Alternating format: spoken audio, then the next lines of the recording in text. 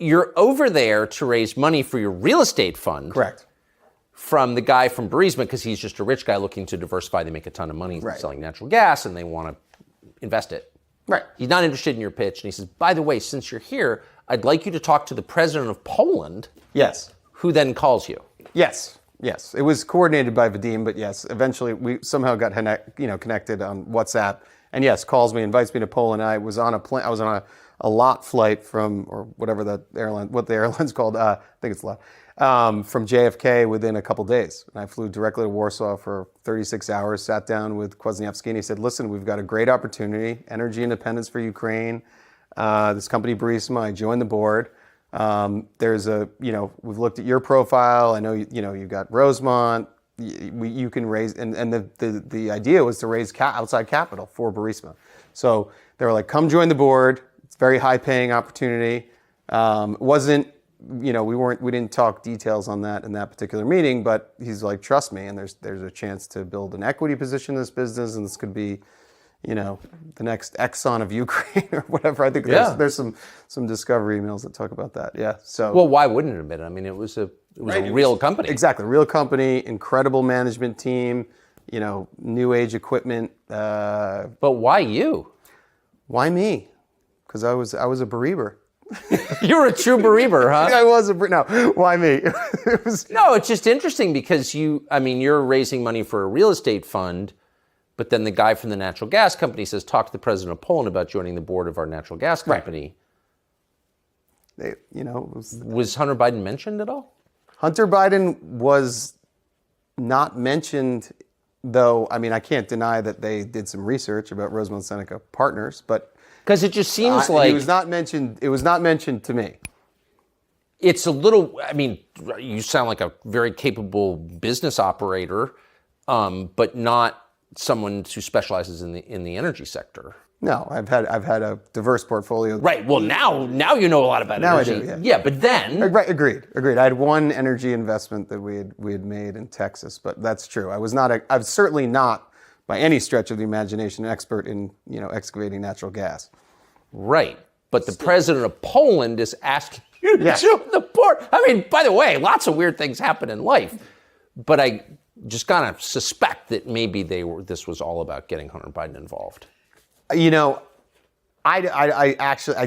think that they saw an opportunity to raise capital. I think that they thought that I was close enough to political powers that I don't think that was their initial intention, to be completely honest. I don't think they were like, I was a mark that they identified and then found Hunter. I think it was a little bit more natural than that. And at the end of the day, similar to kind of what happened in my fate, that, be careful what you wish for. Yeah. So how did he get involved? It was as you go on with the progression of the story. So he's obviously a partner. We're always looking to incent each other and include each other in each of our opportunities. And what happened was I came back. I joined the board, or I started the process of joining the board. I did join the board. I think I was on the board in March of that year of 2014. Was probably my first month there. And then I came back, and Hunter was of counsel. And so what I did is I brought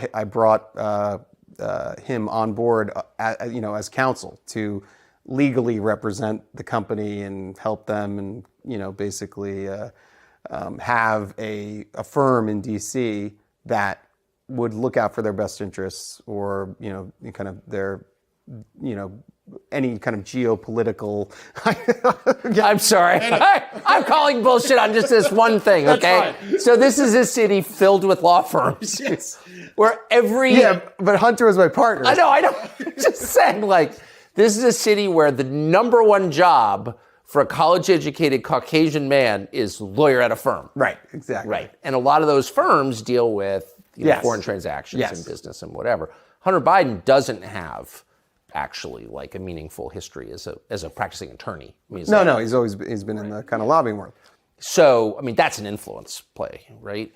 There. Yeah, I think the firm that he's with counsel was prominent and had a large business in lobbying. So I think it made sense, and it was also incenting a business partner of ours, and it was a business partner of mine. I think it was, Yeah. it made all the logic in the world. And I think if it stayed like that, it would have been, a little History would have been very different. History would have been. So how did he wind up on the board of Burisma? So what happened was we quickly developed. There was a team from Burisma that came into DC, did some meetings. There was a kind of a lead practitioner on the law side that was brought in to be like Hunter was a relationship manager, and then there was like a lead for what things that needed to be done. We needed to lobby Is for relationship manager, is that like a business card title? It's generally like of counsel at these law firms. It's to make introductions. Yeah, of course. I just love that phrase. I should have gone to law school. I aspire to be that. No, it's so good gig if you can get it. Yeah. Anyway, so no, this is a natural progression. So we hire, and then a month or two goes by. We're at an economic conference in Italy, Lake Como, which was nice. Beautiful hotel. Or if I can say, as your friend Vadim calls it in a letter I want to ask about in a minute that we got, is May of 2014. Following our talks during the visit to the Como Lake. Yes, the Como Lake. Exactly. Lake Como. Absolutely. It was gorgeous weather, and it was May of 2014. And so, that trip at DC, Vadim had been on that trip. I forget if there's other executives there, meeting at the law firm in the conference center or large conference room, and got a lot done, and, it seemed to be off to a good start. They visited us, Vadim and Nikolai visited us at the Villa d'Este at this economic conference. And Hunter, was of, the relationship manager at the time of counsel, and they, kind of struck up a conversation, and Kwasniewski was not there, but on WhatsApp and kind of in the conversation. And I think, similar to what, as opposed to like me being a mark and an orchestrated effort to get Hunter on board, I think they all of a sudden saw, the relationship that I brought by doing this, and thought, wait, we can go a step further. We got the president of Poland. We've got this, a couple of finance guys on the board. We've got a couple of Ukrainians and Cypriots for regulatory reasons in those, in those domiciles. And we can get the son of the vice president on the board. And, they saw that opportunity and they made the offer. And I think at the meeting in Lake Como. At the meeting in Lake, yes. So that's fast. I was not at that meeting, but it was a meeting that was done in a sidebar and the idea came back, and I think a month later it was. So what's so interesting? So here's this letter that I referred to at the Como Lake. And it's May 12th, 2014, 8:29 a.m. And this is from Vadim Pozharsky to you and Hunter. And he goes on, and it's kind of complicated about what he's talking about, corruption in Ukraine. But he gets here. He says, "We urgently need your advice on how you could use your influence to convey a message, signal, etc., to stop what we consider to be politically motivated actions, etc." And that's from Vadim. So right. They figured it out right away. Absolutely, yes. The term signal in every other kind of market or theater or whatever you want to describe, it's like a pretty, it's a well-used term. So signal, like the U.S. doesn't use it, but it's a very common term to send signals between government and business, because government can always shut you down. It's almost like the shakedown kind of. I try to equate it to something, but you always want to be sending positive signals from that regulatory body, i.e. the government, to the business that you're not going to be shut down. Right. And so I think they're using in common term to them and sending back here to us and say, like, oh, I hope we're protected, kind of thing. That's the term signal. Well, you just flat out says it. Exactly. We urgently need your advice on how you can use your influence. Right. So, and that's all kind of, again, just for context, it's pretty conventional. Yeah. I mean, I think that's what lobbying firms are for. Yes. But then comes the question of General Shokan, the prosecutor. Right. Tell us, that seems to me, that's when it gets heavy. Right. Okay. So what was that?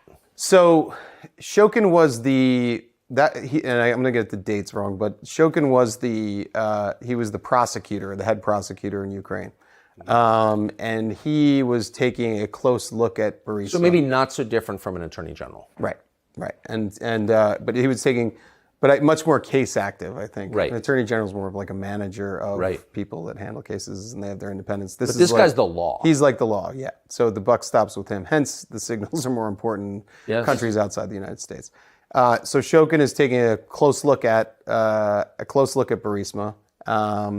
There were allegations that some of the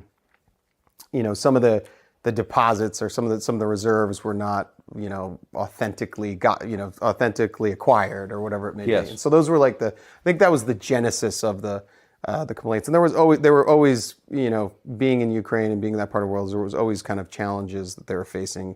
They're from not being able to get a visa to money being tied up in London, and this was just another in a series of issues that law firms and strategic advisory firms were hired for to handle these kind of things, right? Yeah. So the Shokin case was he was taking a look at Burisma, and there was a big push by European leaders, the Atlantic Council, et cetera, to